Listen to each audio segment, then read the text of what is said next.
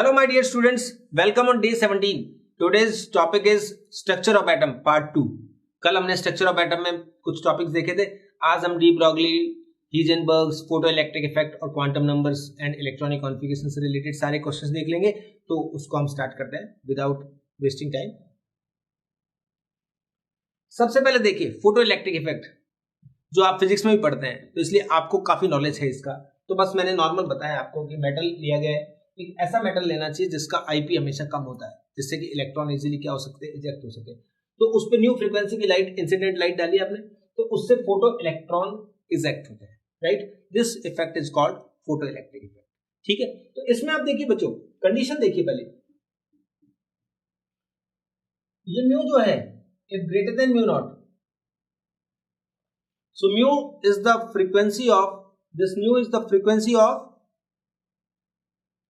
incident light, right? And nu naught, this nu naught is threshold frequency.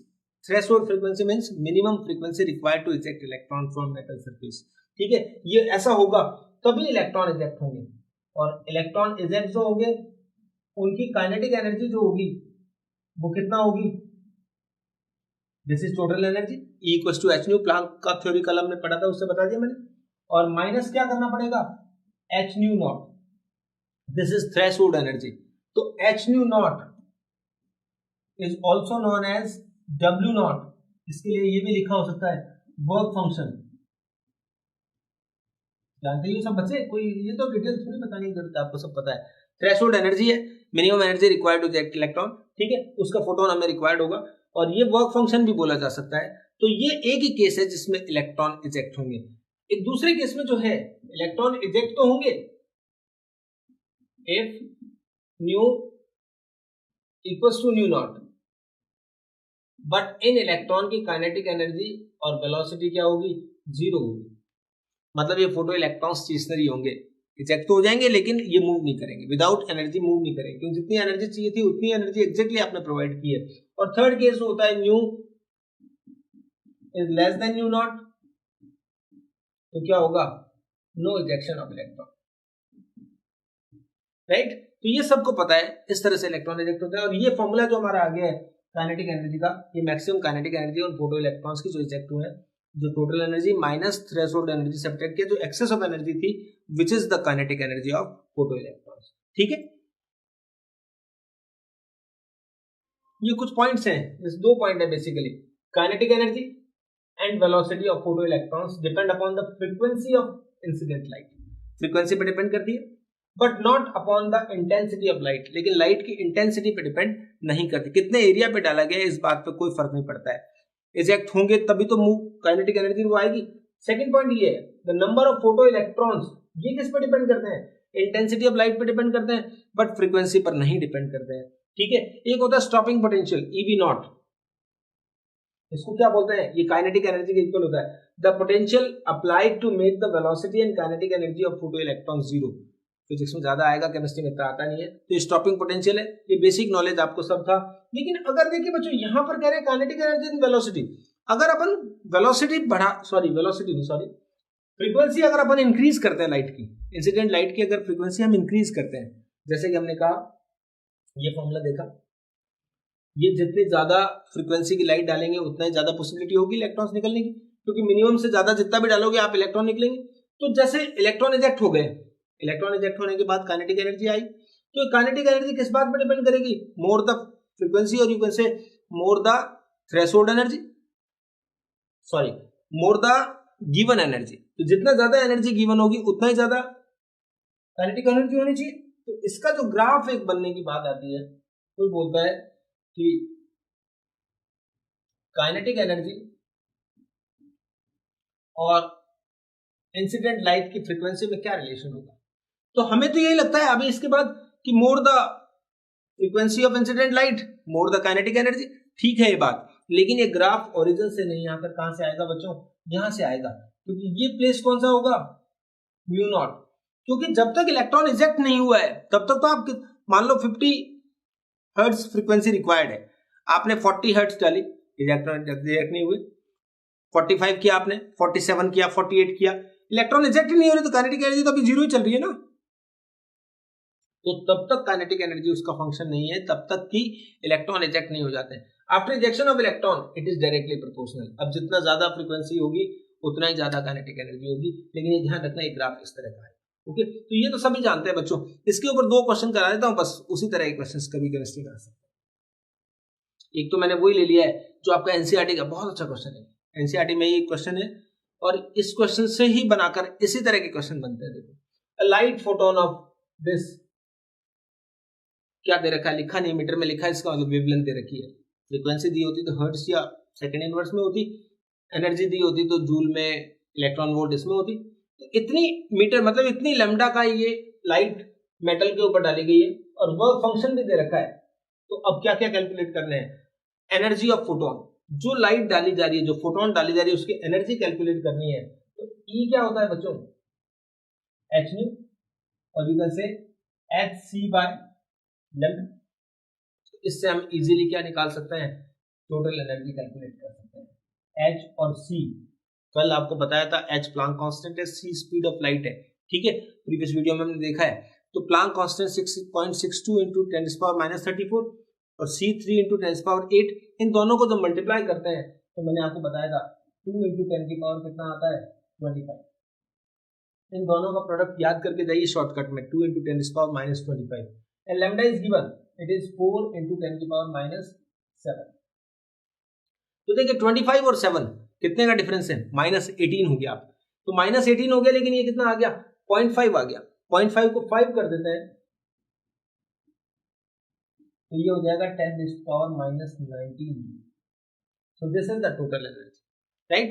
Exact calculation करेंगे तो it is 4.95, no problem, वही आएगा, कोई खास फर्क नहीं पड़ेगा, कंपटीशन में इसका फर्क नहीं पड़ता है। तो ये टोटल एनर्जी हमने निकाली। अब कह रहा है kinetic energy of photo electrons, photo electrons की मैक्सिमम काइनेटिक एनर्जी निकालनी होगी। तो हमने बताया था कि वर्क फंक्शन आपको दिया हुआ है, तो काइनेटिक एनर्जी निकालने का क्या तरीका होता है, हाफ mv स्क्वायर नहीं लगाना है यहाँ पर।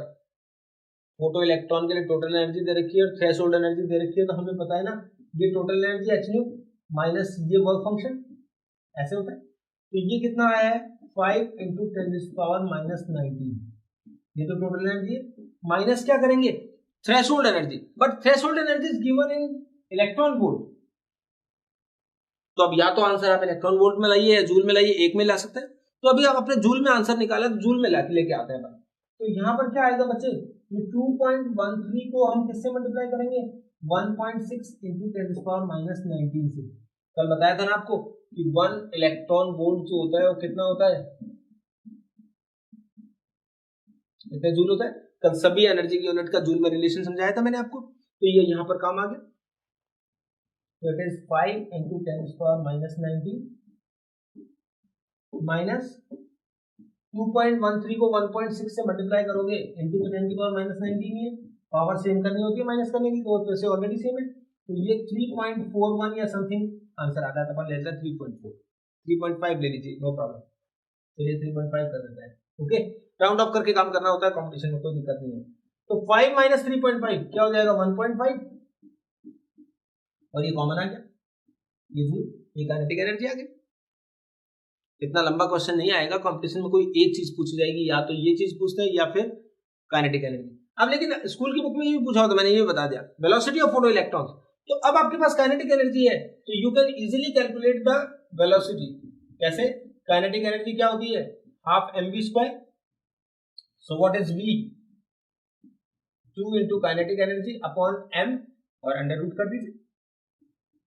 तो यहां बच्चे क्या करेंगे, ये वैल्यू पुट कर देंगे, और m it is mass of electron, जो सभी बच्चे जानते हैं, कंपटीशन में सब गिवन होते हैं। ये इससे करा तो ये आंसर आ जाएगा मीटर पर सेकंड में, ठीक है। तो वेलोसिटी हम काइनेटिक एनर्जी से इजीली कैलकुलेट कर सकते हैं, तो आप इसको कैलकुलेट कर लेना। तो एक तो ये क्वेश्चन हुआ, एक लॉजिकल पूछेगा तो वो जो मैंने पीछे अभी बताया था, काइनेटिक एनर्जी किस पे डिपेंड करती है और नंबर ऑफ फोटो इलेक्ट्रॉन किस पे डिपेंड करते हैं, ग्राफ भी बता दिया। एक और क्वेश्चन जो बहुत अच्छा क्वेश्चन है, मैंने आपके लिए बनाया, देखिए। Kinetic energy of photoelectron becomes double when photon of frequency 2 into 10 to the power 15 hertz is used in place of 1.5 into 10 to the power 15. दो केसेस हैं, तो हम आंसर जब स्टार्ट करेंगे, ऐसा क्वेश्चन आता है और इसमें बोल रहा है फाइंड द थ्रेशोल्ड फ्रीक्वेंसी, तो we have a relation kinetic energy what, h common ले लो, न्यू माइनस न्यू नॉट, ये होता है, इट इज इक्वेशन नंबर 1। अब आप दो केस बनाइए इसमें। फर्स्ट केस क्या लेते हैं, पहले ये ले लेते हैं 1.5 वाला, जब kinetic energy normal kinetic energy है कि एच ऐसे रहने दीजिए, फ्रीक्वेंसी क्या यूज कर रहे हैं 1.5 इंटू 10 की power 15 minus nu not, it is equation. अब क्वेश्चन में क्या कर रहा है, kinetic energy of photo electron becomes double, जब आप इसकी बजाय 2 इंटू 10 की पावर 15 की फ्रीक्वेंसी का फोटोन यूज करते हैं तो क्या हो जाता है, काइनेटिक एनर्जी डबल हो जाती है। तो इस बार मैंने लिख दिया twice of kinetic energy, right, बस इतना ही करना था और कुछ नहीं करना था। एच वही रहेगा, म्यू आप चेंज कर दीजिए 2.0 इंटू 10 की पावर 15 माइनस म्यू नॉट, बस। ये दो इक्वेशन अगर आपने बना ली तो अब आप इन दोनों इक्वेशन को डिवाइड करके आपस में या कुछ भी करके आप इनमें से क्वेश्चन कर सकते हैं। डिवाइड कर देते हैं ताकि कैंसिल हो जाएगा, तो हमने लिखा डिवाइड इक्वेशन 3 बाय इक्वेशन 2, तो 2 अपॉन काइनेटिक एनर्जी, तो 2 kinetic energy upon kinetic energy cancel हो गया, 2 आ गया, एच से एच कैंसिल हो गया और यहाँ पर आ गया 2 इंटू 10 की पावर 15 माइनस म्यू नॉट, और नीचे क्या आ गया बचे 1.5 इंटू 10 की पावर 15 माइनस म्यू नॉट। कुछ नहीं किया, सिंपल डिवाइड किया है। अब क्रॉस मल्टीप्लाई कर दीजिए, तो इस साइड आ जाएगा बच्चे 3 इंटू 10 की पावर 15 माइनस 2 म्यू नॉट, और 2 म्यू नॉट आ गया तो फिर क्या आ गया 2 इंटू 10 की पावर 15 माइनस म्यू नॉट, ये इधर। तो अब आप क्या करिए बच्चों, ये तो इधर ले जाइए, तो ये प्लस का हो जाएगा तो म्यू नॉट बच जाएगा, और इसको इधर लाएंगे तो 3 माइनस 1, ये क्या हो जाएगा 1 इंटू 10 की पावर 15, ये आंसर आ जाएगा। और इस आंसर को अपन किसमें लिख देंगे, हर्ट्ज में। तो न्यू नॉट जो है वो कितना है 1 इंटू 10 की पावर 15 हर्ट्ज। ये थ्रेशोल्ड फ्रीक्वेंसी थी, उससे ज्यादा फ्रीक्वेंसी डाल रहे थे तभी फोटो इलेक्ट्रॉन इजेक्ट हो रहे थे। तो दो ही तरह के क्वेश्चन होते हैं, फोटो इलेक्ट्रिक इफेक्ट में इतना बहुत रहेगा पढ़ना, ठीक है। इसी पे कोई क्वेश्चन आएगा कभी तो आप आराम से कर देंगे, और फिजिक्स में आपने बहुत डिटेल में पढ़ रखा है तो कोई प्रॉब्लम है नहीं। नेक्स्ट टॉपिक आता है very important topic, de Broglie's dual nature principle and Heisenberg principle are very important for examination point of view. De Broglie's dual nature principle, जब आइंस्टीन ने ये प्रूव कर दिया कि लाइट की दोनों नेचर होती है, आइंस्टाइन ने प्रूव किया था लाइट की वेव नेचर और पार्टिकल नेचर दोनों होती है, ठीक है। तो फिर डी ब्रोगली ने बताया कि स्मॉलर पार्टिकल हो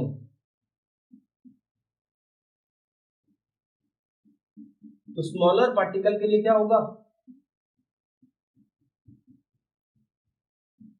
both particle nature and wave nature, ये दोनों नेचर होती है, पार्टिकल नेचर भी होती है और क्या होती है, वेव नेचर भी होती है। क्लियर है बिल्कुल।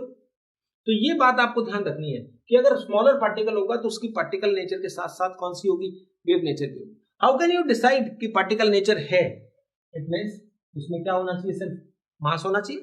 जैसे ये है, मैं आपके ऐसे फेंकता हूं तो लगेगा, तो मास पता लगेगा ना, नहीं आपको नहीं हीट करना है। किसी को भी अपन ऐसे किया तो मतलब समझ गए ना। वेव नेचर किसमें होगी, जब उसमें क्या होगी, वेवलेंथ होगी, राइट। तो वेवलेंथ से अपन वेव नेचर को डिसाइड करते हैं, मास से अपन किसको, पार्टिकल नेचर को डिसाइड करते हैं। तो डी ब्रोगली ने इन दोनों में एक रिलेशन डेराइव किया, किसको यूज करके, आइंस्टाइन का E = mc² और प्लांक का कौन सा फॉर्मूला था, आइंस्टीन का फॉर्मूला था E = mc² और प्लांक का एक फॉर्मूला था E = hν। इन दोनों इक्वेशंस को यूज करके जो डी ब्रोगली ने रिलेशन निकाला वो ये निकला, लैम्डा = h/mv, और यू कैन से लैम्डा = h/mv को अगर अपन एक वर्ड में बोले, सभी बच्चे जानते हैं मास इनटू वेलोसिटी मोमेंटम, तो p भी दिया हो सकता है, दोनों बातें आ सकती है। और भी फॉर्मूला बना देता हूं मैं आपको, h/, एक फॉर्मूला और याद करके जाइए आप, काइनेटिक एनर्जी के साथ ही हो गई 2m काइनेटिक एनर्जी। और भी अगर अपन ले तो मैं सीधा बताता हूँ, एक जो केमिस्ट्री में आता है generally, root of root of 150 upon root, अच्छा 150 को भी रूट करना था, या फिर आप 150 का रूट करके लिख लीजिए बच्चों, 12.27 अपॉन रूट बी एंगस्ट्रॉम। ये किसके लिए है? फॉर इलेक्ट्रॉन्स है सर। और बी क्या चीज है यहाँ पर? ये कैपिटल बी पोटेंशियल है, पोटेंशियल डिफरेंस वोल्ट में गिवन होगा, ठीक है। तो ये डायरेक्ट फॉर्मूला है। वैसे तो क्या होता है, H अपॉन 2m QV होता है, लेकिन मैं इलेक्ट्रॉन्स के लिए जनरली आता है। फिजिक्स में आपको प्रोटॉन अल्फा उनके लिए पढ़ाते हैं, तो आप देख लेना, किसी में 0.108 है, कुछ कुछ है, तो आप उन फॉर्मूलाज को देख लेंगे। ये 4 फॉर्मूलाज है, इनके ऊपर डायरेक्ट क्वेश्चन आएंगे कि मास दिया होगा, वेलोसिटी दी होगी तो ये वाला लगाएंगे, मोमेंटम दिया होगा तो ये लगाएंगे, काइनेटिक एनर्जी दी होगी तो ये लगाएंगे, पोटेंशियल डिफरेंस दिया होगा तो वो लगाएंगे। सारे क्वेश्चन मैंने आपके लिए बनाए हैं, तो आप आराम से क्वेश्चन देख लेंगे तो हम एकदम प्रिपेयर हो जाए। पहला क्वेश्चन सुनो, 100 मिलीग्राम बॉल, नोट करना, मिलीग्राम क्या दे रखा है? Mass. Moving with speed of, speed मतलब क्या दे रखी है? वेलोसिटी। तो वेलोसिटी दे रखी है और डी ब्रॉगली वेवलेंथ का फॉर्मूला पूछ रहा है, तो हमारे पास सीधा ऑप्शन है lambda is equal to what? h upon m। Put the value of h which is 6.62 10 power minus 34, always MKS SI system joule second में ये वैल्यू होती है। तो अब आपको ध्यान रखना है कि ये अगर एमकेएस में लिखा है तो सारी वैल्यू एमकेएस में होनी चाहिए, बस इतना ही नोटिस करना है। ये क्वेश्चन जो आता है वो जितनी बार भी आया है उन सब में यूनिट सिस्टम का ही चक्कर होता है, बस यूनिट आप प्रॉपर कैलकुलेट कर दीजिए, there will be no problem. That look, mass is given which is 100 milligram, but according to MKS system we need it is in kilogram. So how can you convert milligram into kilogram? So divided by 10 raised to power 6, because 1 gram contains 1000 milligram and 1 kilogram contains 1000 grams. Clear? तो ये करा तो it will be 10 to power minus 14 kg, sorry 10 to power minus 4 kg, wrong बोल दिया मैंने, ये 10 की power minus 4।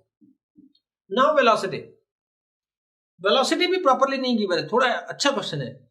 Speed of light का 0.001%, what is speed of light?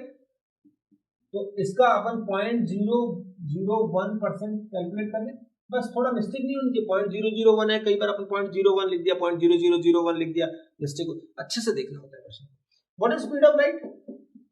तो everybody knows 3 into 10 power 8 metre पर सेकंड, 0.001 अपॉन 100। तो बच्चे देखिए 0.001 कितने डेसिमल है? 3 डिजिट से पहले है और 2 ईयर है, ऊपर जाएंगे तो ये 10 की पावर माइनस 5 हो गई, तो 10 की पावर माइनस 5 और इसको अगर अपन कैंसिल करें तो ये क्या आएगा? 3 into 10 की पावर 3 मीटर पर सेकंड। तो यहाँ लिख दिया मैंने 3 into 10 की पावर 3 मीटर पर सेकंड। Any problem? मास और वेलोसिटी को सही यूनिट में लाकर काम कर देना बस। तो अब देखिए 6.62 को 3 से डिवाइड किया तो इट इज 2.2।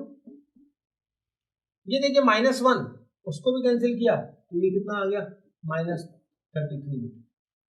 कई बार क्या होता है, थोड़ी चीटिंग करके, एक बार मैंने एग्जाम में देखा था क्वेश्चन ऐसे ही करा हुआ था सेम, आंसर को सेंटीमीटर में लिख दिया उसने, तो सेंटीमीटर में लिख दिया तो यहाँ शुरू से कुछ चेंज करने की जरूरत नहीं है, लास्ट में मीटर में आया उसको 100 से मल्टीप्लाई कर दो तो 10 की पावर क्या हो जाएगा? अगर सेंटीमीटर में आंसर लिखे होंगे तो ये क्या हो जाएगा? -31 सेंटीमीटर हो जाएगा। ये एक बार क्वेश्चन आया हुआ है तो उसको मैंने बताया। तो इस तरह से अगर मास और वेलोसिटी दी होती है तो just aware about the unit system, convert unit into proper system in similar system. Basically आप सीजीएस लीजिए, मुझे प्रॉब्लम नहीं है, यहाँ 27 लीजिए 10 की पावर माइनस, सीजीएस होगा तो ये ग्राम में रखिए और उसको सेंटीमीटर पर सेकंड में रखिए तो आंसर सेंटीमीटर में डायरेक्ट आ जाएगा। ठीक है बच्चों, तो इस तरह से इस तरह का क्वेश्चन करते हैं। Take one more question, find the de Broglie wavelength of an electron having इतने joule kinetic energy. Kinetic energy given है तो एक स्कूल में एक तरीका होता था, काइनेटिक एनर्जी से पहले वेलोसिटी निकालते थे, हाफ एम बी स्क्वायर, अभी जो बताया था प्रीवियस पेज पे, और उससे वेलोसिटी से फिर lambda is equal to h upon mv करके क्वेश्चन करते थे। अब नहीं जरूरत है, अब सीधा फॉर्मूला लगाएंगे। काइनेटिक एनर्जी गिवन होती है तो हम फॉर्मूला कौन सा लगाते हैं? h upon 2m kinetic energy, इस तरह से लगाते हैं बच्चों। तो लिखिए, देखो 6.62 34 अंडर रूट करना है 2, what is the mass of electron? 9.1 10 power minus 31 kg. And what is kinetic energy? 4.55 10 power minus 19. कुछ तो ऐसी चीज आएगी बेटा, कैलकुलेशन आपसे नहीं करवाना चाहता है एग्जामिनर, कभी नहीं चाहता कि आपसे मैथ्स जाने, वो केमिस्ट्री जानना चाहता है वो। तो यहां देखिए एक चीज है, इस 2 को अगर आप 4.55 से मल्टीप्लाई करते हैं तो ये कितना आता है? 9.1 आता है देखिए, और यहाँ भी 9.1 है, दो 9.1 हो जाएंगे तो हमें रूट निकालना नहीं पड़ेगा। तो कोई ऐसी चीज जरूर होती है, थोड़ा सा एक बार देख लिया करो कैलकुलेशन स्टार्ट करने से पहले। तो आपने ये तो ऊपर देख लिया 9.1 दो बार हो गए रूट में, तो बाहर आ गया एक 9.1, माइनस 31 और माइनस 19 माइनस 50 हो गया, माइनस 50 का रूट करेंगे तो हाफ कर दो तो माइनस 25। अब हमेशा आंसर जो होता है एक डिजिट के बाद डेसिमल लगा के होता है, 6 पॉइंट और 9 पॉइंट, वो छोटी वैल्यू है तो इसको 66.2 लिख दो। क्या लिखा अपने? 66.2 अपॉन 9.1, तो ये माइनस 35 हो गया और माइनस 25 है तो ये आ गया माइनस का 10। बेटा देखिए 9 और 66, आप सोचिए मत, 7 पॉइंट समथिंग जो भी आंसर हो 2 3 कुछ भी लिख दीजिए इंटू 10 की पावर माइनस ये मीटर। और कई बार ऐसा भी लिखा हो सकता है आंसर में 2.7 क्या 7.2 व्हाट एंगस्ट्रॉम, 10 की पावर माइनस 10 मीटर में, तो एंगस्ट्रॉम में भी आंसर हो सकता है, नैनोमीटर में आंसर हो सकता है, पिकोमीटर में आंसर हो सकता है। Just aware about the units, सब कुछ हमें पता होना चाहिए, कोई प्रॉब्लम नहीं है, कूल होके काम करना होता है। देखिए कूल होके काम किया, मैंने सिखाया तो भी 2 मिनट से ज्यादा नहीं लगाए, तो सिखाने में जितना लगा ना, जल्दी जल्दी करते तो हम क्या होता, मैक्सिमम 1 मिनट लग जाएगा। तो न्यूमेरिकल जितने आते हैं उनके लिए 1 मिनट तो है अपने पास, कोई प्रॉब्लम नहीं है, क्योंकि बाकी इनऑर्गेनिक और ऑर्गेनिक के क्वेश्चन तो बहुत जल्दी जल्दी हो जाने हैं ना। तो फिजिकल केमिस्ट्री के क्वेश्चंस में बिल्कुल भी पैनिक नहीं करना है और आपको प्रॉपरली आंसर निकालना है, ठीक है ना। बस ऐसे अच्छे लगते हैं मुझे बच्चे। एक छोटा सा लॉजिकल क्वेश्चन, बिल्कुल छोटा सा, if the mass of A is twice of the mass of B, इस क्वेश्चन में उल्टा हो जाता है आंसर 1:2 या 2:1 या 3:2 2:3, ये मिस्टेक होती है इसमें। तो आप देखिए मास ऑफ ए का मास बी के मास का डबल है, ट्वाइस, तो आप किसके मास को एज्यूम करेंगे? बी के, यानी बी के मास को हमने क्या ले लिया? m, तो ए का मास कितना हो गया? 2m। ये पहला काम होता है, यही मिस्टेक हो जाती है। The mass of A is twice of the mass of B, B का मास हमने ले लिया m, दूसरा कितना हो गया? 2m, no problem. Then find the ratio of their velocities, velocity का रेशियो पूछा है, मास दे रखा है, वेलोसिटी का रेशियो पूछा है, लैम्डा सेम है। आपको बताया था जब भी ऐसे क्वेश्चन आते हैं कोई चीज सेम होती है तो वही स्टार्ट करने का पॉइंट होता है। तो देखिए आंसर स्टार्ट करते हैं, लैम्डा सेम है तो हम क्या कहेंगे? Lambda A equals to what? Lambda B, दो पार्टिकल है जिन दोनों के लैम्डा सेम है। लैम्डा का फॉर्मूला क्या होता है? h upon M A B, h upon M B B, h cancel कर दो, M A B equals to what? M B B B. और बच्चों देखो वेलोसिटी का रेशियो पूछा है ना, रेशियो पूछे जब पहले जो दिया होता है ए बाद में बी, तो उन्हीं का रेशियो चाहिए, ए और बी का, B A by B B लिखेंगे तो B A upon B B क्या हो जाएगा? M B by M A, no problem. So what is M B? It is M small है, और ए का कितना है? 2m है, सो रेशियो इज 1:2।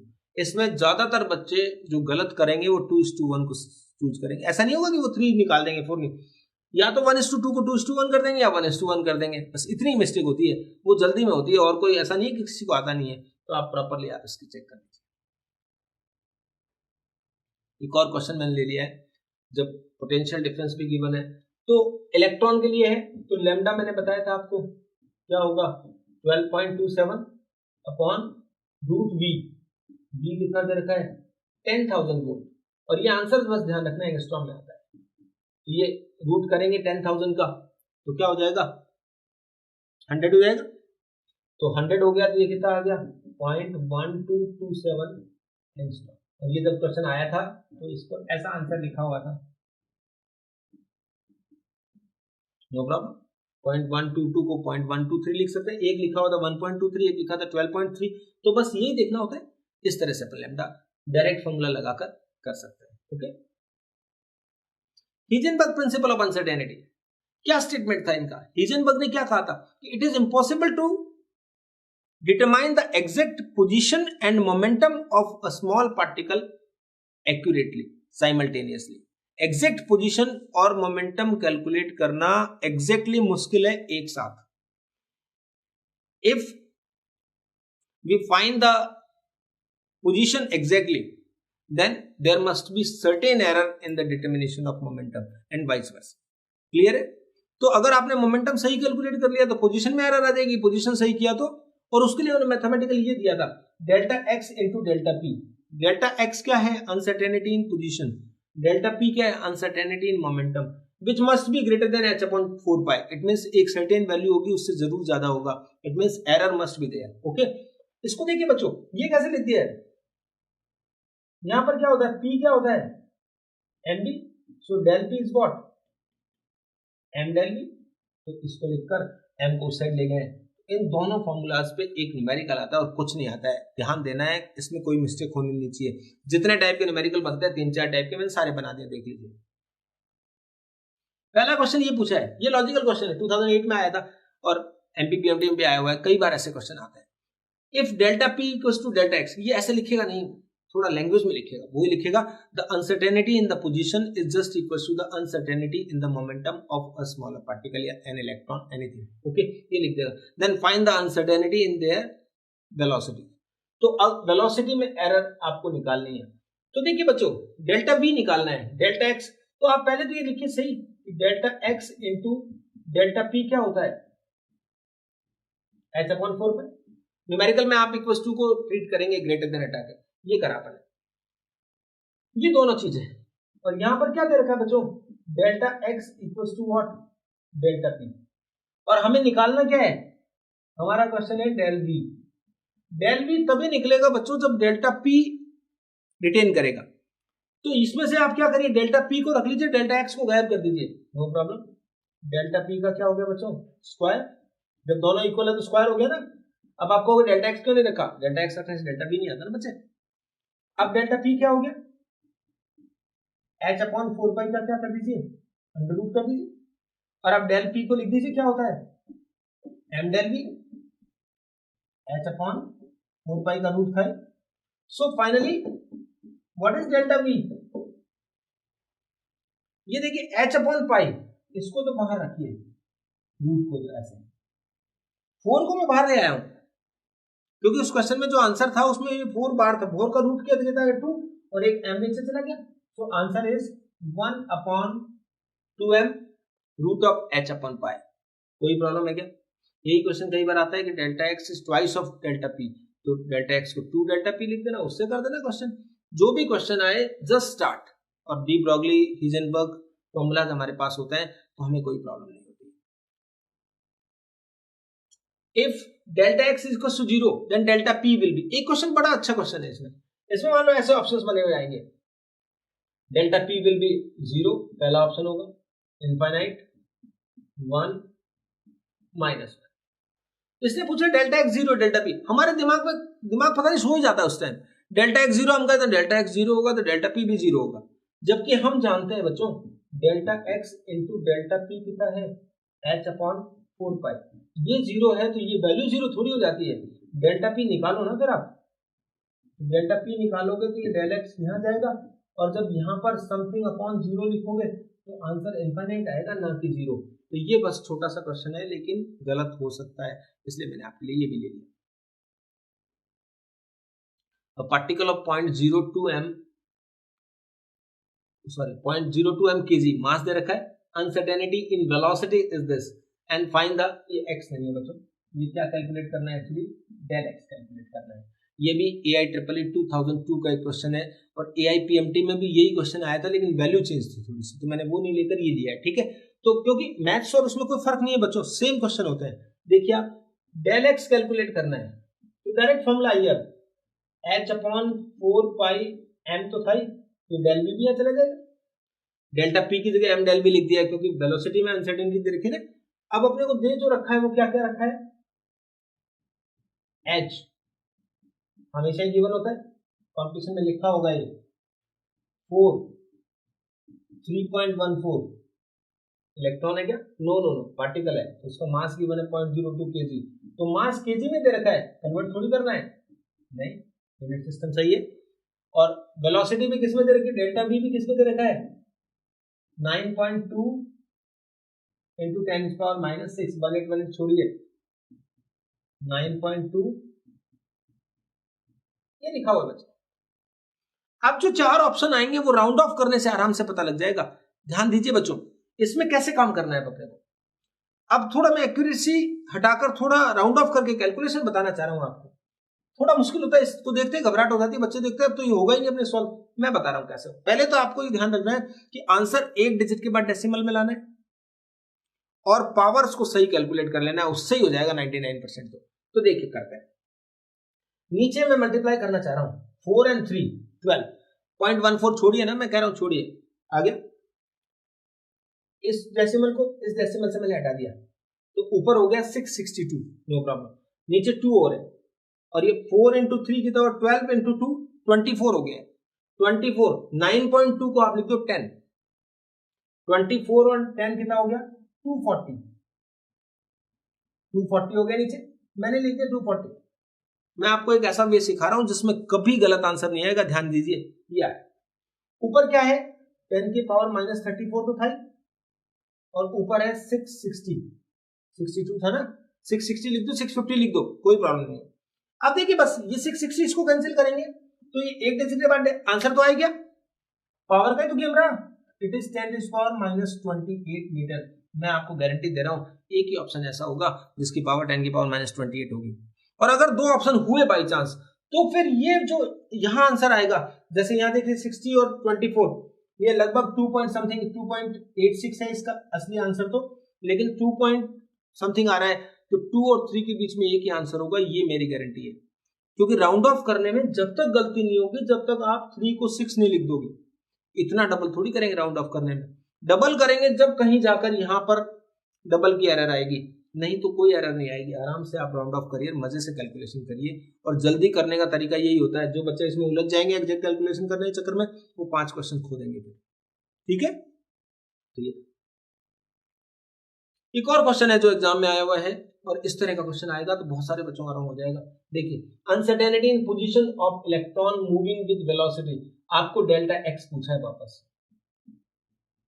तो हमारा फॉर्मूला हो गया H/4πm डेल। इलेक्ट्रॉन है, so mass of electron is given 9.1, H is given 5 given, 4 given, everything is given. Velocity is given 300 metre पर सेकेंड। आगे एक पॉइंट लिखा हुआ है accurate up to 0.001%। It means इस वेलोसिटी का इतना परसेंट निकाल दीजिए, वो डेल्टा वी होगा इस रेंज में। बस जब भी ऐसे लिखा है एक्यूरेट अप टू, तो ये 300 जो वेलोसिटी दी होगी उसका 0.001% कैलकुलेट कर दीजिए बच्चे।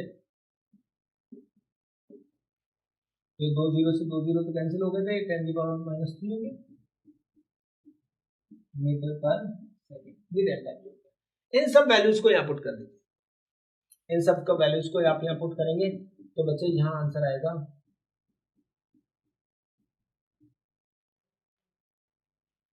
इस तरह का।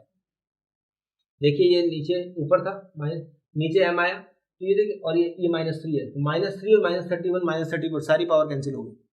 अब ऊपर क्या बचा है सिर्फ 6.62 और नीचे क्या क्या है 9.1, बहुत सारी चीजें, तो इसको 660 लिखना पड़ेगा वापस, तो 10 की पावर -2 आएगा, बाकी अपने आप आंसर आ जाएगा। तो इस क्वेश्चन का आंसर आप क्या कर लीजिए, ऐसे कैलकुलेट कर लीजिए। राइट, बहुत अच्छा क्वेश्चन है। वेलोसिटी एक्यूरेट अप टू लिखा हो तो डेल्टा वी कैलकुलेट करेंगे।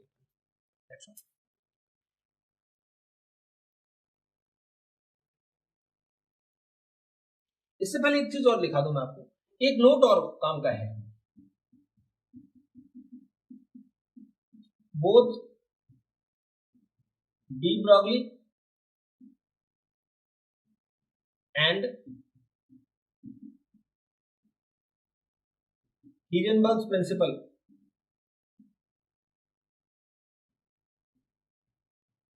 are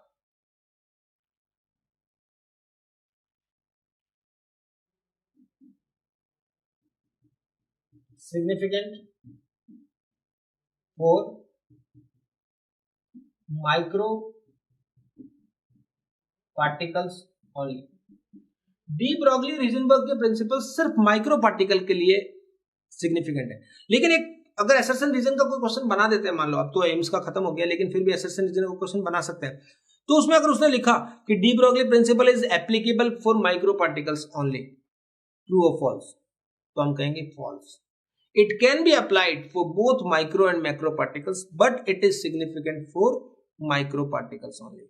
अप्लाई तो अपन थ्योरेटिकली कर रहे हैं ना भाई, 100 मिलीग्राम की बॉल लिए, कुछ बड़े पार्टिकल लिए हैं, सब पे कर ही रहे हैं, लेकिन बहुत बड़े पार्टिकल आने से वेवलेंथ जो होती है वो नेग्लिजिबल आ जाती है, जिससे ये एप्लीकेबल नहीं रह जाते हैं। तो एप्लीकेबल तो अपन न्यूमेरिकल्स में कर रहे हैं, लेकिन सिग्निफिकेंट नहीं रहेंगे। तो आपको ये आंसर सिग्निफिकेंट लिखे तब तो ये सही है, और अगर एप्लीकेबल लिखे तो ये गलत होगा। ठीक है, अप्लाई दोनों पे कर सकते हैं। हिजेनबर्ग प्रिंसिपल से न्यूक्लियस में इलेक्ट्रॉन की पोजीशन हो सकता है या नहीं हो सकता भी कैलकुलेट करते हैं कि इलेक्ट्रॉन अगर न्यूक्लियस में होगा तो उसकी वेलोसिटी जो होगी वो स्पीड ऑफ लाइट से भी ज्यादा होगी, इसलिए हम इलेक्ट्रॉन की एग्जिस्टेंस न्यूक्लियस में नहीं कर सकते। ठीक है, एक अनयूजुअल सा टॉपिक है, रेयर है, कभी नहीं आता है, एक दो बार कभी आया हुआ है तो, लेकिन अवॉइड नहीं करना है। एक श्रोडिंगर्स वेव इक्वेशन होती थी जिससे सारी क्वांटम नंबर कैलकुलेट करी गई है, स्पिन को छोड़कर बाकी सारी। तो ये देखिए, ये del square psi del X square, ये वाई स्क्वायर जेड स्क्वायर तीनों आ गए, एक्स वाई जेड यहाँ कोऑर्डिनेट से 8 pi square M upon H square E minus B psi. तो यहाँ पर बच्चों देखिए, ई तो है टोटल एनर्जी, टोटल एनर्जी, और बी जो है, बी पोटेंशियल वगैरह नहीं है, ये पोटेंशियल एनर्जी, राइट। और एच आप जानते ही हो, एक्स वाई जेड कोऑर्डिनेट है, ये लाप्लासियन ऑपरेटर बता दिया जिसमें इनको डेल्टा को ले लिया है। तो ये आ गया, ये हैमिल्टनियन ऑपरेटर है, मतलब ये कई बार पहले आया करते थे, कभी अब कभी भी ये क्वेश्चन नहीं आता है। तो ये आपको एक इक्वेशन याद रखनी है। श्रोडिंगर वेव इक्वेशन में जो क्वेश्चन आ सकता है उसके ग्राफ आ सकता है कोई, तो वो मैंने, क्योंकि एनसीईआरटी ने एक एस का ग्राफ बना रखा है, तो वो मैं आपको समझा दूं। ये कुछ ग्राफ देखिए बच्चों, ध्यान से देखिए इनको, थोड़ा मैं आगे चढ़ जाता हूं। Curve for the radial wave function against distance from nucleus, Sai की आर के साथ कर्व। तो ये एस के लिए कर्व जो होंगे, ये बच्चों क्या होते हैं, ये नोड होते हैं, रेडियल नोड है बेसिकली, नोड्स बोलते हैं। अभी आगे आएगा टॉपिक, नोड्स क्या होते हैं, वो प्लेस जहां पर इलेक्ट्रॉन्स के फाइंडिंग की प्रोबेबिलिटी क्या होती है, 0, उसको बोलते हैं n माइनस एल माइनस 1। तो आप देखिए 1s है, तो 1 के लिए n तो 1 होगा। एसपीडीएफ मैं आपको शुरू में बता दूं क्योंकि आगे आने वाला है क्वांटम नंबर में। एसपीडीएफ के लिए l की वैल्यू क्या होगी, 0 1 2 एंड 3, ये 4 वैल्यूज होती हैं, उसके अकॉर्डिंग ग्राफ है। तो ये एस का ग्राफ होगा, यहाँ जीरो नोडल नोड आया है, जीरो आया तो मतलब एक बार भी ये इसको बेस लाइन को सरफेस को टच नहीं करेगा, क्योंकि यहाँ जितनी बार टच करेगा वो नोड्स का नंबर होगा। तो बस इससे ही पता लग जाएगा। जैसे 2s का बोला, तो 2s में एक आया तो एक बार इसको टच किया, जैसे ये नोड हो गया, फिर नीचे से यहाँ आ गया। 3s होगा तो ये ऊपर आ जाएगा, फिर 4s होगा तो एक बार और नीचे, जितनी बार इसको बेस को टच करेगा उतने ही नोड्स होते हैं, और उसी के बेस पे निकाल सकते हैं। और एस के ग्राफ ऊपर से स्टार्ट होता है। और देखिए मैं थोड़ा हट के बताता हूं आपको, 3s ये एक और दो जगह क्या, फिर ऊपर रुक गया। 4s होता तो ये और नीचे आकर यहाँ रुक जाता, 5s होता फिर ऊपर रुक जाता। ऐसे नोड जितने नोड होंगे इस तरह से, स्टार्ट हमेशा हाई से होता है, मैक्सिमम से होता है, नीचे की तरफ आता है। ठीक है, 2p और 3d, p के और d के ग्राफ जो होंगे वो कहां से स्टार्ट होते हैं, ओरिजिन से। ये ऊपर से स्टार्ट नहीं होता है, ओरिजिन से स्टार्ट होते हैं, और काम वैसे ही करना है। इनमें जीरो नोड है तो जीरो आ गया। अब अगला जो मैं लेता हूं 3p का होगा, तो आप खुद सोचिए कैसा होना चाहिए। ये ग्राफ किस तरह से आएगा, नीचे एक बार कट करते हुए ऐसे, आपको दिखा भी देता हूं, शायद मैंने बनाया आपके लिए। ये 3p 4d, ये देखिए बच्चों, ये यहां रुक गया। अब एक बार नेक्स्ट आएगा 4p और 5d, एक बार और ऊपर चला जाएगा। बस ये ओरिजिन से। तो देखो, for s orbital wave function starts from maximum, while for p and d orbitals from zero, origin से स्टार्ट होता है। Curve touches nucleus distance axis n minus l minus 1 times except origin.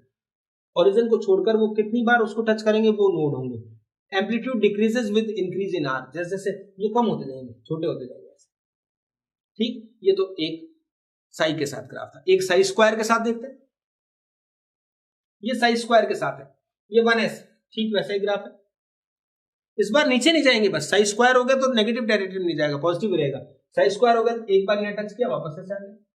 3s का कैसा हो जाएगा बच्चों, यहाँ touch करके फिर ऊपर आकर ऐसा हो जाएगा। समझ रहे हैं बात को। तो ये देखिए 3s का भी दिया इस तरह से। फिर 2p, वो भी ओरिजिन से स्टार्ट हो रहा है, वो ऊपर से हो रहा है, तो ओरिजिन से ठीक वैसा का वैसा ग्राफ है। बस ये नीचे नहीं जाएंगे ग्राफ, इतना ध्यान रखना है। देखिए, और इनकी हाइट क्या होती जा रही है, कम होती जा रही है। ये आंसर है। जितना यहाँ आएगा उतने क्या होंगे, नोड्स होंगे, उतनी बारी क्या करेंगे, टच करेंगे। ठीक है ना बच्चों। अब देखिए कर्व रेडियल प्रोबेबिलिटी डिस्ट्रीब्यूशन के against 4 pi square R square size 4 pi R square size square के साथ ये ग्राफ है। अब देखिए 1s 2p और 3d अब सिमिलर ग्राफ होंगे, सबके सब ओरिजिन से स्टार्ट होंगे। अभी तक तो s वाले मैक्सिमम से स्टार्ट हो रहे थे और बस होगा वही, ये इस तरह से आगे नो नोड 0, इसमें कितना होगा, नोड 1 है तो ये एक टच करके चला गया। इस बार हाइट बढ़ती जा रही है इनकी, ठीक है। जैसे आगे देखो एक और दिया होगा जिसमें हाइट और बढ़ गई होगी, ऐसे 1 2 और ये 3। नोड कितने होंगे, जितनी बार टच करेगा। तो नोड्स आपको पता होते हैं 3 माइनस 0 माइनस 1 यानी कितने हैं 2। 2 नोड्स है तो 2 बार टच करेंगे, बस आपको ध्यान रखना है कब ऊपर जाएंगे कब नीचे जाएंगे। मैंने आपके लिए सारा डेटा कलेक्ट कर दिया है, इनके अलावा कोई क्वेश्चन नहीं बनेगा। For SP और D curve starts from origin, amplitude increases with the increase in R, जैसे जाएंगे इंक्रीज करते जाएगा। Distance of last antinode from origin is called maximum probable distance। ये नोड होता है तो ये एंटी नोड होता है, तो एंटी नोड की लास्ट एंटी नोड की यहां से यहां तक डिस्टेंस जो है R मैक्सिमम बोली जाएगी, मैक्सिमम प्रोबेबल। तो ये क्या होगा बच्चों 1s 2s 3s, तो ये तो 1s यहां तक रुक जाता है, 2s आगे 3s, तो ऑब्वियसली ऐसा ही होगा जब L कांस्टेंट है, मतलब S सेम रखा। जब n कांस्टेंट है 3s 3p 3d तो ये इस तरह का होगा। s के लिए r मैक्सिमम क्या होगी, मैक्सिमम होगी, फिर p d इसकी कम होगी। इतना सही पढ़ना है और इसके लिए कोई भी चीज आपको देख लेनी है। ये लिमिटेशंस है बोर्ड की, आप स्क्रीनशॉट ले लीजिए पढ़ लेना।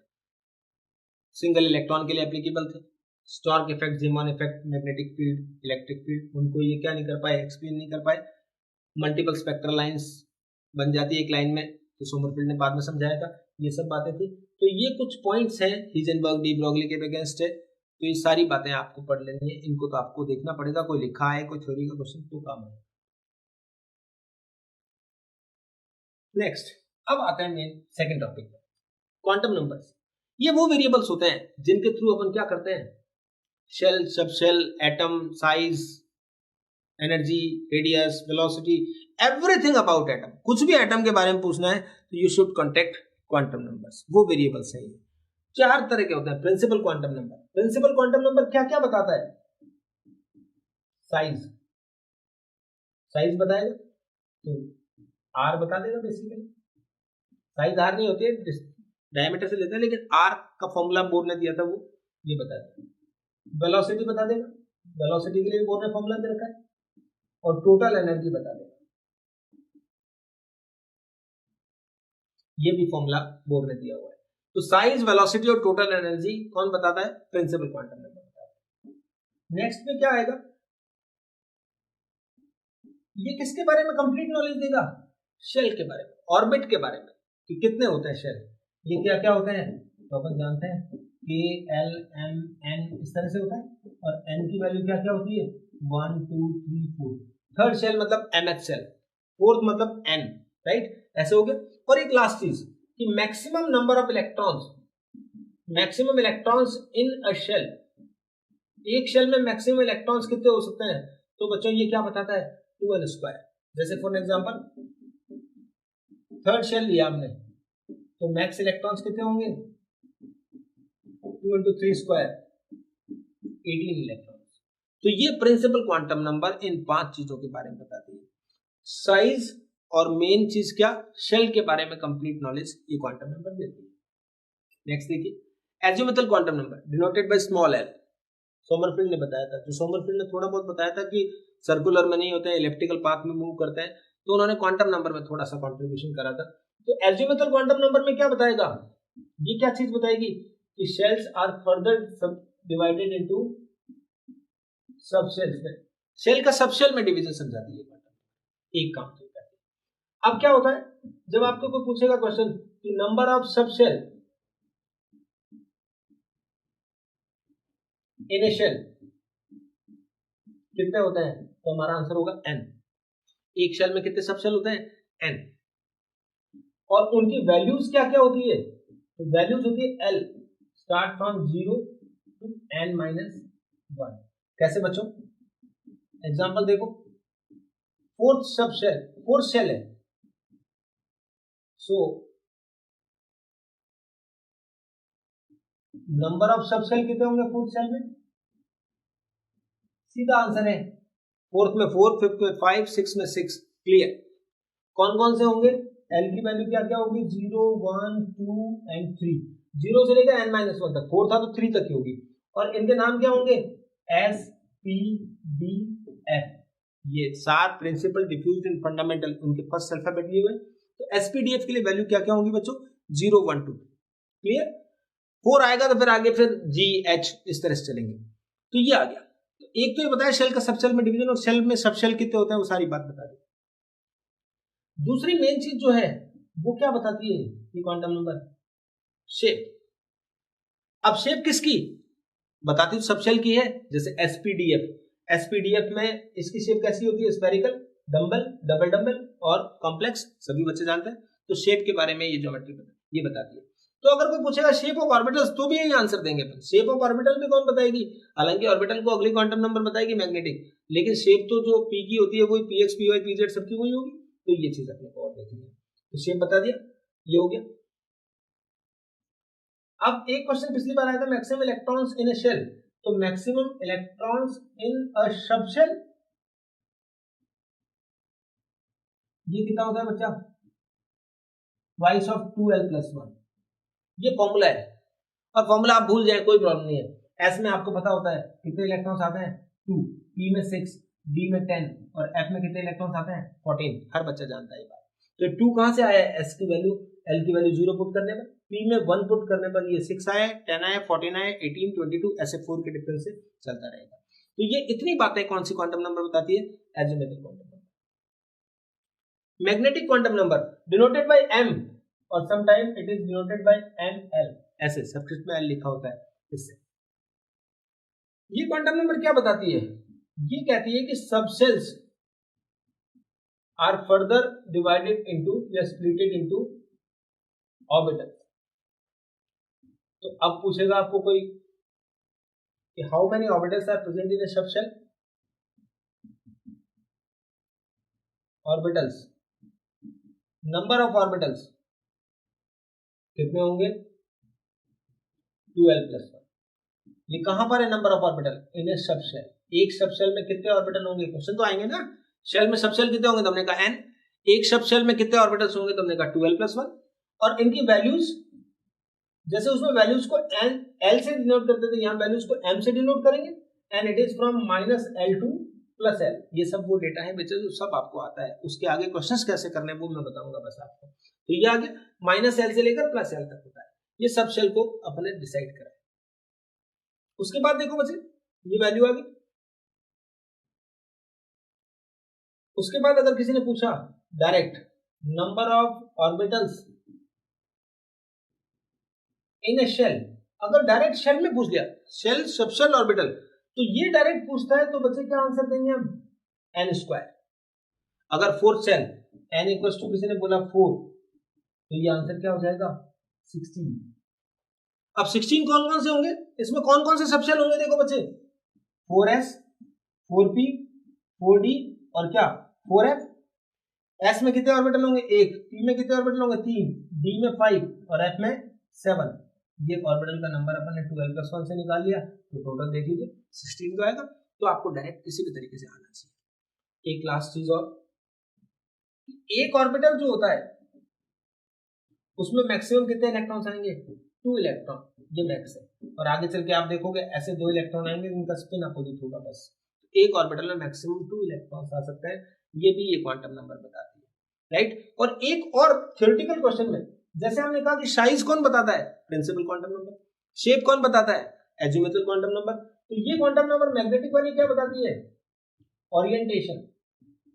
तो अगर ओरिएंटेशन का कौन आंसर देता है तो कौन होगा, मैग्नेटिक क्वांटम नंबर। तो ये इतनी बातें आपको इसमें याद रखनी है।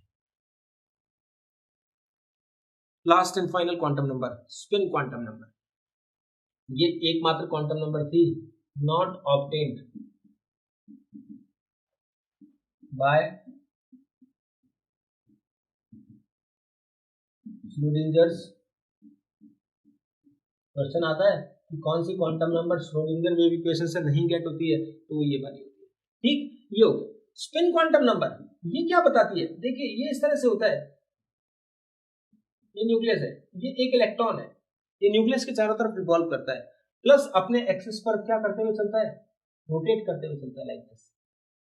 ये एक सर्कुलर इस तरह से रोटेट करते हुए चलता है। तो ये रोटेशन का डायरेक्शन दो तरह से होता है, इधर क्लॉकवाइज या क्या हो सकता है, अपने एक्सिस पर रोटेट करने का जो डायरेक्शन है वो क्लॉकवाइज होगा।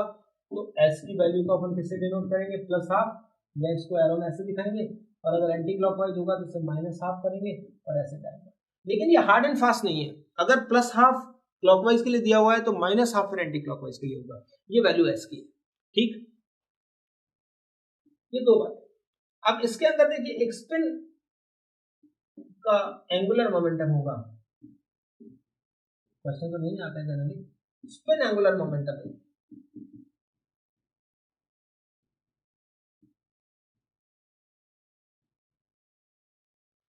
इसी तरह देखिए बेटा, एजिमुथल क्वांटम नंबर में एक L into L plus one into H upon 2 पाई, ये भी देखना था आपने को। ये क्या होता है, it is called orbital angular momentum या मोमेंटम। एल की वैल्यू देखिए, ऑर्बिटल एंगुलर मोमेंटम और एक था orbit angular momentum. Orbit angular momentum में आएगा NH अपॉन 2 पाई, जो बोर में पढ़ा था अपन ने, और ये आएगा ऑर्बिटल एंगुलर मोमेंटम। और एल की वैल्यू अपन जानते हैं, जैसे किसी ने पूछा फॉर 3D, तो L equals to what, 2। SPDF के लिए 0 1 2 3 होता है, 2 आ गया, या 2 पुट करेंगे, 2 इंटू 2 प्लस 1 कितना हो गया, 3 2 6, तो ये आ गया √6 H अपॉन 2 पाई।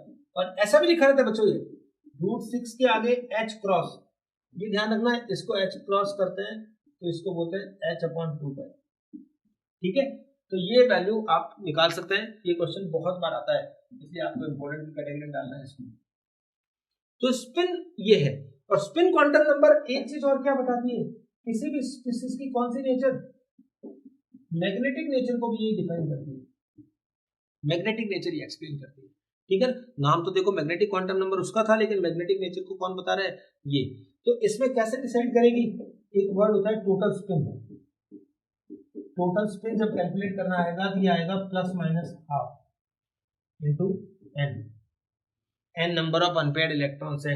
अगर नंबर ऑफ अनपेयर्ड इलेक्ट्रॉन 0 होंगे तो टोटल स्पिन भी 0 होगा, और 0 होगा तो डायमैग्नेटिक हो जाएगा, और अनपेयर्ड इलेक्ट्रॉन 1 होगा तो टोटल स्पिन भी नॉन 0 होगा, तो वो पैरामैग्नेटिक हो जाएगा। तो ये कौन बता रहा है, स्पिन क्वांटम नंबर बता रही है। ये चारों क्वांटम नंबर थी, इनके बेस पे 4 या 5 तरह के क्वेश्चंस बनाता हूं, वो और चेक कर लीजिए। शेप ऑफ ऑर्बिटल, इस पे और एक नोट्स, दो बातों का नॉलेज देता हूं मैं आपको। एस कैसा होता है बच्चों, spherical, probability of finding of electron is same everywhere, ठीक है, ये हो गया। एल की वैल्यू क्या होती है, 0, तो एम की वैल्यू भी क्या होगी, 0। तो एस ऑर्बिटल जो है उसके लिए एम 0 होगा। पी, पी में कैसी होती है, डंबेल शेप होती है। एल की वैल्यू 1, तो एम की वैल्यू क्या होगी बेटा, -1 0 और +1, ये 3 ऑर्बिटल होते हैं। अब इन 3 ऑर्बिटल को नाम क्या कह देंगे, px, py और क्या नाम देंगे, pz। px की शेप कैसे बनाते हैं, डंबेल शेप बनानी है बच्चों, तो make a dumbbell on x axis, that's all, ये px है।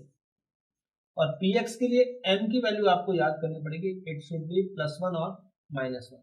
सिमिलरली इसके लिए m की वैल्यू जो होगी वो अगेन +1 और -1, लेकिन pz के लिए m की वैल्यू जो होगी वो कितना लेंगे हम, 0 लेंगे। सेम डायग्राम बना देना, यहाँ एक्स एक्सिस को y कर देना या z कर देना, इस तरह से p के शेप बन जाती है, ठीक है। तो एक पेज इंसर्ट करते हैं, d, d के अंदर और होता है, d में l की वैल्यू क्या होगी, 2, तो m की वैल्यू क्या क्या होगी बच्चों, -l से +l तक है, -2 -1 0 +1 और +2, कितने ऑर्बिटल हो गए, 5। और इस सब के सब क्या होते हैं, डीजेनरेट होता है। डीजेनरेट ऑर्बिटल्स का मतलब होता है जिनकी एनर्जी क्या होती है बच्चों, सेम होती है, वो, ठीक है।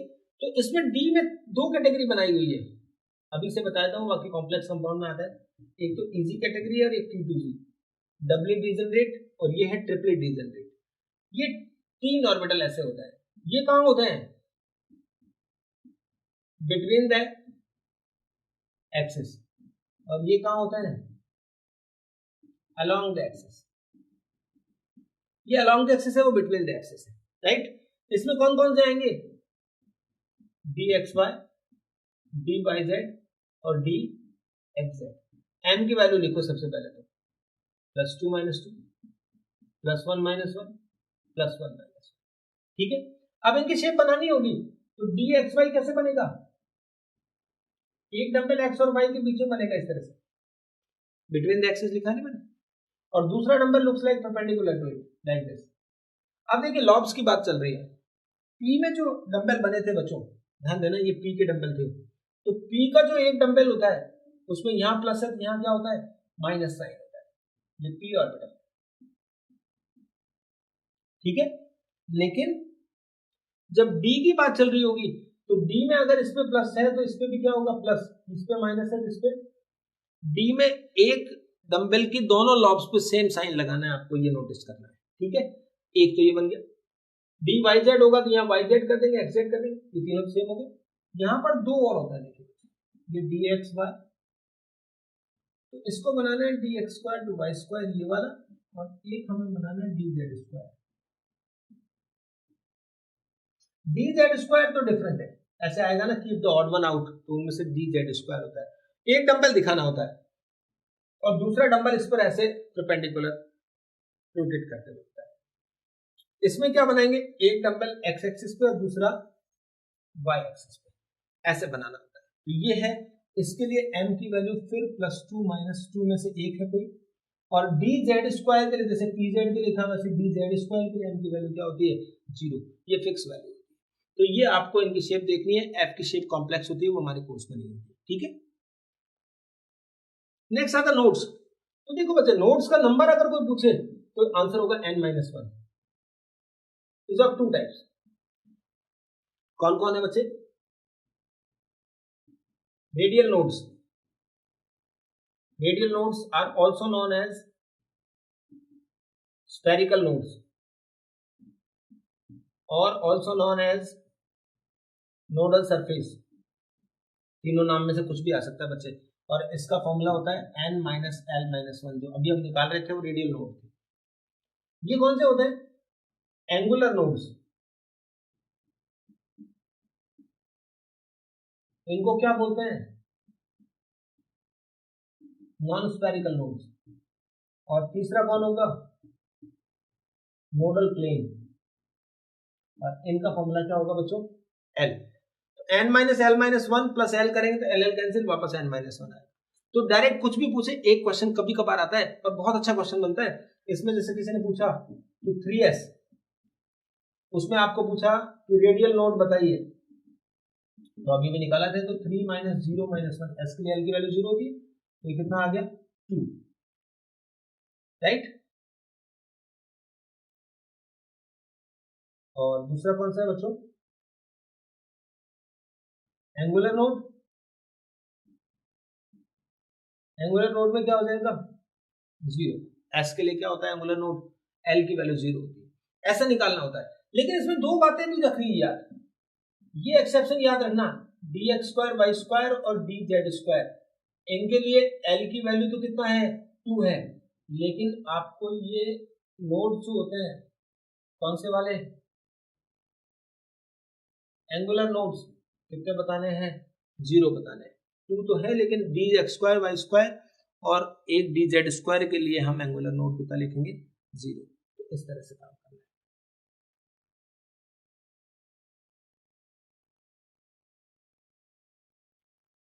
इलेक्ट्रॉनिक कॉन्फ़िगरेशन सबको पता है। ऑपो प्रिंसिपल मतलब electrons are filled in the increasing order of energy, इतना ही था बस, कि ऑर्बिटल में ऐसे भरे जाएंगे, एनर्जी इंक्रीज करे।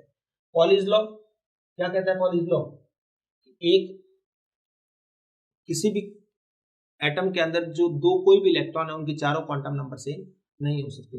या फिर अपन कहें कि N orbital can have maximum 2 electrons, जैसे ये 2 ऐसी है, तो इसके लिए एन की वैल्यू क्या हो जाएगी? 2 दोनों के लिए। एल की वैल्यू 0 हो जाएगी, एन की वैल्यू दोनों के लिए 0 हो जाएगी, लेकिन s की वैल्यू एक के लिए क्या होगी +½ और एक के लिए क्या होगी -½ तो ये डिफरेंट हो गई, जबकि ये वैल्यूज क्या है सेम है। तो पॉलिस ने यही कहा था कोई भी दो इलेक्ट्रॉन की चारों क्वांटम नंबर सेम नहीं हो सकती, या एक ऑर्बिटल में मैक्सिमम 2 इलेक्ट्रॉन्स आ सकते हैं, वो भी अपोजिट स्पिन के, राइट। इस पे क्वेश्चन देखो, Pauli's law is not applicable for, not applicable for, देखिए इनमें से He 2 इलेक्ट्रॉन है, H- 2 इलेक्ट्रॉन है, इसमें भी 2 इलेक्ट्रॉन है, इसमें एक इलेक्ट्रॉन है, तो हम कहेंगे तो एटलीस्ट 2 इलेक्ट्रॉन होने चाहिए ना पॉलिस लॉ के लिए। तो बस ऐसा क्वेश्चन कई बार आया था। n+l रूल, तो क्या होना चाहिए, सबसे पहले इलेक्ट्रॉन किससे भरते हैं, जिसके लिए n+l की वैल्यू क्या होती है लीस्ट होती है। ये मैं इसलिए बता रहा हूँ जल्दी में क्योंकि आपको सब आता ही है, इसको इसमें टाइम वेस्ट करेंगे उससे अच्छा क्वेश्चन करेंगे ना। तो ये लिस्ट होनी चाहिए, पहली कंडीशन तो ये कि इलेक्ट्रॉन पहले उसमें भरेंगे जिसके लिए n+l की वैल्यू लीस्ट हो। दूसरा क्वेश्चन क्या आता है, इफ, दूसरा पॉइंट, इफ n+l किसी कारण से 2 या 2 के ज्यादा के लिए क्या हो जाए सेम हो जाए, then consider the least value of n। ये है, जैसे आपको एग्जांपल दिया 4s 4p 3d 3p 5s और 3s, arrange them in the increasing order of their filling of electrons, so you can say n+l value। तो देखिए बच्चों n+l निकालना है, n तो आपके सामने लिखा था 4, s के लिए l कितना होता है 0, 4 + 0 मतलब 4, 4 + 1 5, 3 + 2 5, 3 + 1 4, 5 + 0 5, 3 + 0 3। तो लिस्ट वैल्यू कौन सी है, तो सबसे कम एनर्जी किसकी होगी 3s की। फिर देखिए 4 दो है, एक तो है 3p और एक कौन है 4s, जब सेम हो जाए तो किसको देखना होता है n, तो 3p ले ले, n इसके कम है ना, फिर आएगा 4s, फिर देखिए 3d 4p और 5s तीनों के लिए 5 है, तो अपन पहले कौन ले लेंगे 3d, फिर क्या लेंगे 4p और लास्ट में क्या आएगा 5s। ये ऑर्डर हो गया किसका बच्चों, इंक्रीजिंग ऑर्डर हो गया एनर्जी का। n+l यही होता है, मिनिमम वैल्यू n+ की होगी उसमें जाएगा, और n+l सेम होगा तो उसमें चला जाएगा जिसमें n की वैल्यू लिस्ट होगी। इसके लिए एक पॉइंट आपको याद करना चाहिए, ये क्वेश्चन कई बार आता है, फॉर हाइड्रोजन और हाइड्रोजन लाइक एनर्जी का ऑर्डर ऐसा होता है 1s 2s और 2p 3s 3p और क्या 3d 4s 4p 4d 4f। इनमें एक शेल में जितने भी सब शेल ऑर्बिटल होते हैं उनकी सबकी एनर्जी सेम होती है, हाइड्रोजन हाइड्रोजन लाइक, क्योंकि उनमें एक इलेक्ट्रॉन होता है, रिपल्सन नहीं होता है। तो 2s और 2p की एनर्जी सेम होगी, जबकि इसमें 2s के बाद कौन आएगा 2p एनर्जी में, जबकि हाइड्रोजन हाइड्रोजन लाइक के लिए वो वाला होगा। इस क्वेश्चन को नोटिस करके रखना। Hunts rule of maximum multiplicity, एक एग्जांपल से समझ लीजिए, नाइट्रोजन, कोई बोलता है इसका कॉन्फ़िगरेशन क्या होगा, तो हम कहते हैं 1s2, फिर क्या आएगा 2s2 और 2p3। अब इसमें इलेक्ट्रॉन भरने की बारी आती है, तो ऐसे भरा अपने, एक ये भरा हुआ है, एक ये भी है, और लास्ट में ये भी है। इनमें से कौन सा ऑप्शन सही होगा, तो अपन कहेंगे ये ऑप्शन सही होगा। देखिए तीनों सेम स्पिन में भर रहे हैं एक एक, तो हंट्स रूल ये तो कहता है कि first of all electrons are filled in same spin and pairing will start after filling at least 1 electron in each orbital, ताकि हम क्या कर पाए मैक्सिमम मल्टीप्लिसिटी, मतलब मल्टीप्लिसिटी स्पिन मल्टीप्लिसिटी मैक्सिमम हो। तो ये देखिए एक ऊपर एक नीचे स्पिन नहीं अलाउड है, दो एक में भर दिए इसमें नहीं अलाउड है, लेकिन तीनों अगर इस तरह से ये भी अलाउड है, ये ध्यान रखना है, ऐसा होता है।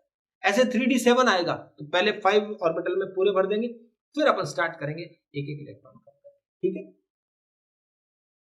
डेविएशन फ्रॉम अपोज रूल, तो ये डी ब्लॉक में एफ ब्लॉक में हम पूरा देख लेते हैं, फिर भी मैं आपको बता दूं क्रोमियम कॉपर 41 से लेकर 47 तक सब है, किसको छोड़कर 43 को छोड़कर,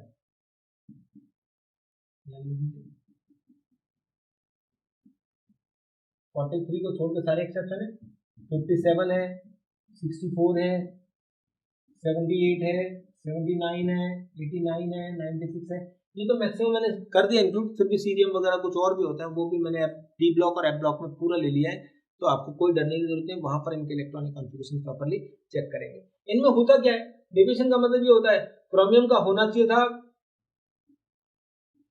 4s2 3d4, लेकिन सही क्या होता है 4s1 3d5।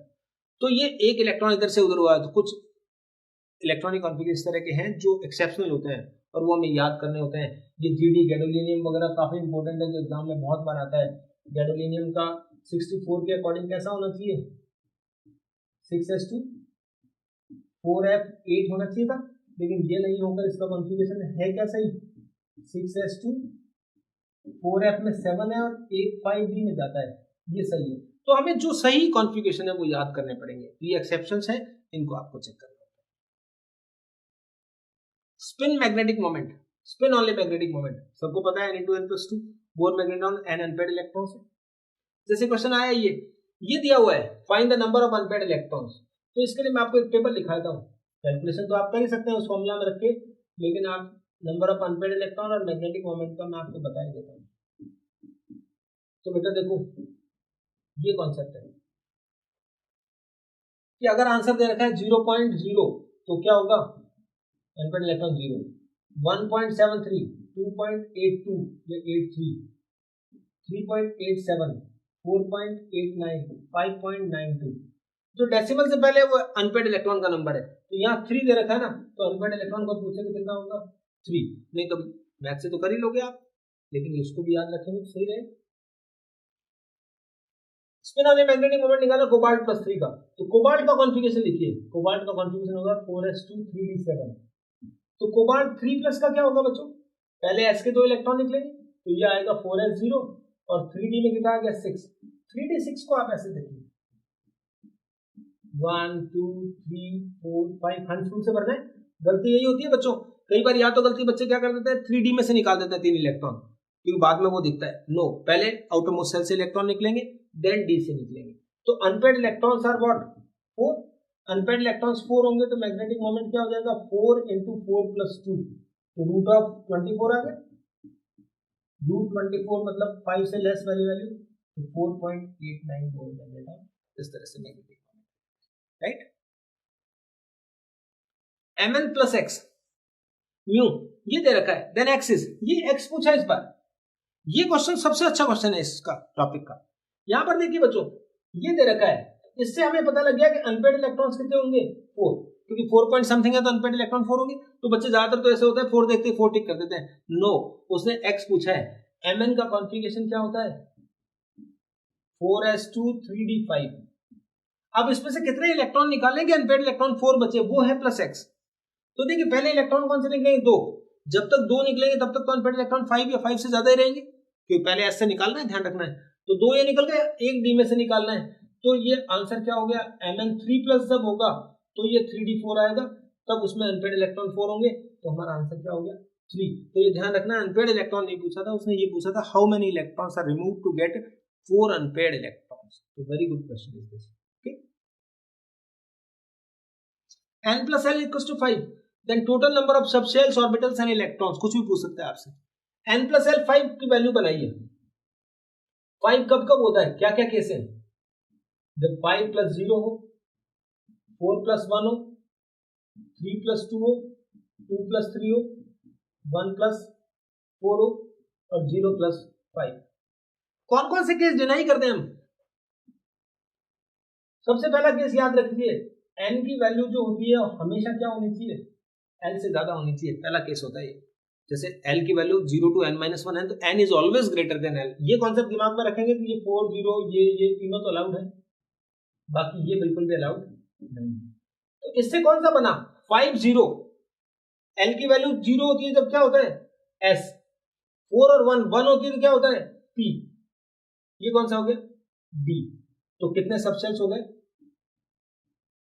3 सबशेल्स हो गए। अब देखिए s में ऑर्बिटल कितने होते हैं 1, p में कितने होते हैं 3, d में कितने होते हैं 5, तो 9 क्या हो गए बच्चों ऑर्बिटल्स हो गए। और 9 ऑर्बिटल में कितने इलेक्ट्रॉन्स आते हैं 9 × 2, मैक्सिमम इलेक्ट्रॉन्स 80। तो इस तरह से आपको ऑर्बिटल, सबशेल, इलेक्ट्रॉन कुछ भी पूछे वो आप बता सकते हैं। Maximum electron present in 4f orbital is, इसका आंसर बहुत सारे बच्चे गलत कर देंगे, 14 बोल देंगे, जबकि आंसर क्या होगा 2। ये भी नीट में आया हुआ क्वेश्चन है डी के लिए। 4f के आगे ऑर्बिटल लगाया हुआ है, एक ऑर्बिटल में हमेशा कितने इलेक्ट्रॉन्स आते हैं 2, अब देखिए जो क्वेश्चन का आंसर आपने दिया था वो ये वाला क्वेश्चन था, maximum electrons present in 4f। अब 4f जब कुछ नहीं लिखा उसके आगे तो हम 4f को सबशेल मानेंगे, तब अपना आंसर कौन सा होगा 14।